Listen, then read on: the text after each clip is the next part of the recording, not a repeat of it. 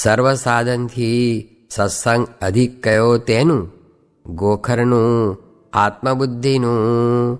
સ્વામિનારાયણ હરે સંવત 1880 જ્યેષ્ઠ સુધી સપ્તમીને દિવસ ત્રીજા પહોરને સમયે સ્વામી શ્રી સહજાનંદજી મહારાજ શ્રી ગરડા મધ્યે દાદા ખાચરના દરબારમાંથી ઘોડીએ અસવાર થઈને શ્રી લક્ષ્મીવાડીએ પધાર્યા હતા. ત્યાં ઘણીવાર સુધી તો ઘોડી ફેરવી, પછી તે વાડી મધ્યે વેદી ઉપર વિરાજમાન થયા હતા અને સર્વ શ્વેત વસ્ત્ર પહેર્યા હતા અને મસ્તક ઉપર કાળા શીળાની ધોતલી બાંધી હતી ને કંઠને વિશે મોગરાના પુષ્પનો હાર વિરાજમાન હતો ને પાઘને વિશે તોરો વિરાજમાન હતો અને પોતાના મુખારવિંદની આગળ મુનિમંડળ તથા દેશ દેશના હરિભક્તની સભા ભરાઈને બેઠી હતી. પછી શ્રીજી મહારાજે મુનિ પ્રત્યે પ્રશ્ન પૂછ્યો છે. એકાદશ સ્કંદના 12મા અધ્યાયમાં શ્રી કૃષ્ણ ભગવાને ઉદ્ધવ પ્રત્યે કહ્યું છે જે અષ્ટાંગ યોગ, સાંખ્ય, તપ, ત્યાગ, તીર્થ, વ્રત, યજ્ઞ અને દાનાદિક એણે કરીને હું તેવો વશ થતો નથી જેવો સત્સંગે કરીને વશ થઉં છું, એમ ભગવાને કહ્યું છે. માટે સર્વ સાધન કરતા સત્સંગ અધિક થયો. તે જેને સર્વ સાધન થકી સત્સંગ અધિક જણાતો હોય તે પુરુષના કેવા લક્ષણ હોય. પછી જેને જેવું સમજાયું તેવું તેણે કહ્યું, પણ યથાર્થ ઉત્તર થયો નહીં. પછી શ્રીજી મહારાજ બોલ્યા છે, જેને ભગવાનના સંતને વિશે જ આત્મબુદ્ધિ છે, જેમ કોઈક રાજા હોય ને તે વાંજ્યો હોય ને પછી તેને ઘડપણમાં દીકરો આવે, પછી તે છોકરો તેને ગાળો દે ને મૂછો તાણે તો પણ અભાવ આવે નહીં, અને કોઈકના છોકરાને મારે તથા ગામમાં અનીતિ કરી આવે તો પણ કોઈ રીતે તેનો અવગુણ આવે જ નહીં. શા માટે? જે એ રાજાને પોતાના દીકરાને વિશે આત્મબુદ્ધિ થઈ ગઈ છે, એવી જેને ભગવાનના ભક્તને વિશે આત્મબુદ્ધિ થાય છે તેણે જ સર્વ સાધન થકી અધિક કલ્યાણકારી સત્સંગને જાણ્યો છે. એ વાર્તા ભાગવતમાં કહી છે જે યસ્યાત્મબુદ્ધિ કુણપેત્રિધાતુકે સ્વધિ કલત્રાદિષુ ભૌમ ઇજ્જદિ યતીર્થબુદ્ધિ સલિલેન કરહિચિત જનેષુ અભિજ્ઞેષુ સ એવ ગોખરઃ. એ શ્લોકને વિશે એ વાર્તા યથાર્થ કહી છે. ઇતિ વચનામૃતમ. એ રીતે ગરડા મધ્ય પ્રકરણનું 54મું વચનામૃત જે તે થયું. સત્સંગ થાય પણ સંગ વિના સત્સંગનું સુખ ન આવે. કેની પેઠે? તો જેમ ખાધાનું મળે પણ ખાધા વિના સુખ ના આવે, જેમ લુગડા ગરણા મળે તો પણ પહેર્યા વિના તેનું સુખ ના આવે, તેમ સંગ વિના સત્સંગનું સુખ આવે નહીં. સ્વામિનારાયણ સ્વામીએ વાત કરી છે, અક્ષરધામ ને આ લોકમાં એકાંતિક પાસે માયા નથી ને કજિયો નથી, બાકી સર્વ ઠેકાણે માયા ને કજિયો છે. હરે સ્વામીએ વાત કરી છે, આ સાધુ તો ભગવાનની હજુરના રહેનારા છે, પણ માત્ર છેટે રહે તેવા નથી, ને એ રહ્યા છે તે કોઈ જીવના કલ્યાણને અર્થે રહ્યા છે.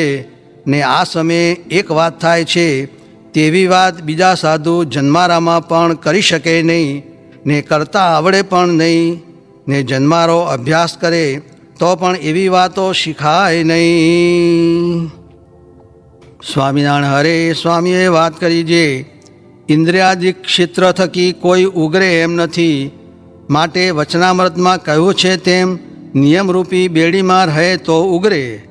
ને બ્રહ્માદિ કાંઈ અણસમજુ કે અજ્ઞાની નહોતા, પણ એને મોટા સાધુ વિના બીજા કોઈ જીતાવી શકે જ નહીં. ને મોટા સાધુ છે તે કળ બતાવે, છળ બતાવે, અને જુક્તિ બતાવીને ઇન્દ્રિયોને જીતાડે ને મોક્ષ પણ કરે.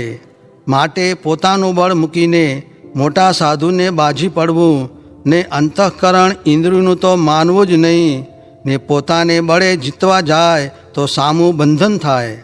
ત્યાં રાજાની રાણીએ 6 દીકરાને વૈરાગ ચડાવીને ત્યાગી કર્યા તેની વાત કરી ને બીજું દ્રષ્ટાંત દીધું જે ઉપાધ્યાયને 100 વાર ઊને પાણીએ ધુએ ને ચંદન ચોપડે ને ધૂપ દે તો પણ વાછૂટ થાય ત્યારે એવી ને એવી જ ગંધાઈ આવે. તેમ સર્વ ઇન્દ્રિયો અંતઃકરણ એવા મલિન છે તે શુદ્ધ થાય તેવા નથી. માટે એનું માનવું જ નહીં ને પોતાને નિજાત્માનમ બ્રહ્મરૂપમ માનવું એટલે સર્વે જીતી જ ચૂક્યો. સ્વામિનારાયણ હરે સ્વામીએ વાત કરી છે 5 ગુણે યુક્ત એવા સંત ન મળે તો એક ગુણ શીખવો ને 5 ગુણ એકને વિશે હોય એવા સંત મળે એટલે પૂરણ થયું. સ્વામિનારાયણ હરે સ્વામીએ વાત કરી છે સાધુ સાચા છે તેમાં અસાધુની બુદ્ધિ રહે તે વિપરીત ભાવના છે. આ વાત અટપટી છે તે સાધુને બીજા સાધુની જોડે મેળવ્યાથી ઓળખાય. તે ઉપર મુનિ બાવાના દ્રષ્ટાંત દઈ ઘણીક વાત કરી. સ્વામિનારાયણ હરે સ્વામીએ વાત કરી છે વરતાલથી પધાર્યા તે દિવસ વાત કરી છે આકુતિ ચિતિ ચાપલ્ય રહિતા નિષ્પરિગ્રહ એવા 64 લક્ષણ સાધુના હોય ત્યારે સાધુ થવાય. તે મહાપ્રલય સુધી ગોપાળાનંદ સ્વામી, કૃપાનંદ સ્વામી, સ્વરૂપાનંદ સ્વામી ને મુક્તાનંદ સ્વામી જેવા સાધુનો અહોરાત્રિ નિરંતર સમાગમ કરે ત્યારે પૂરો સાધુ થવાય. તે સાધુતા વગર સુખ આવે નહીં ને આત્યંતિક મોક્ષ પણ થાય નહીં. તે જેટલી કસર રહેશે તેટલી કસર ટાળવી પડશે. સ્વામિનારાયણ હરે સ્વામીએ વાત કરી છે એક સાધુને રામદાસભાઈની મૂર્તિ ધરાઈ ગઈ. તેની બળતરા થઈ ને રોયા. પછી અમે તેને કહ્યું છે પહેલાં સાધુ દેખાય અને પછી ભગવાન દેખાય. તે પછી 3 દિવસે ભગવાન દેખાણા એમ થાય.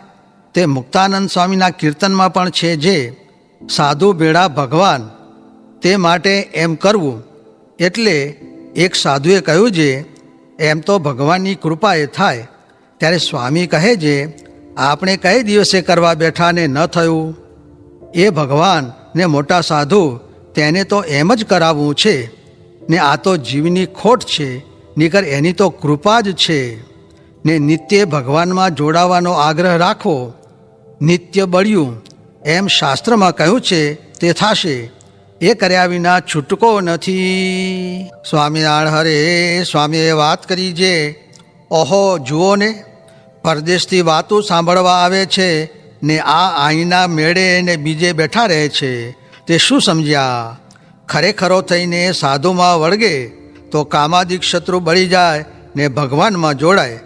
ને જેને ખાવા મળતું હોય ને ભગવાનને ન ભજે એ જેવો કોઈ પાપી નહીં, અધર્મી નહીં, મૂર્ખ નહીં ને અણસમજુ નહીં. ઓહો આવા મહારાજ મળ્યા ને એવી ખોટ રહી જાય છે એ જેવું શું છે. સ્વામિનારાયણ હરે સ્વામીએ વાત કરી છે અમે નાના હતા ત્યારે 46ની સાલમાં હિમ બહુ પડ્યું. તે ઘોડામાં પાણી લેવા જાય ત્યાં માહી પાણી ઠરી ગયેલ એવું પડેલ. તે માણસ વાત કહેતા જે ચીર બાળીને તાપીને દેહ રાખ્યો તેમ સોનાના ખોરડા બાળીને આ વાતો સાંભળવી.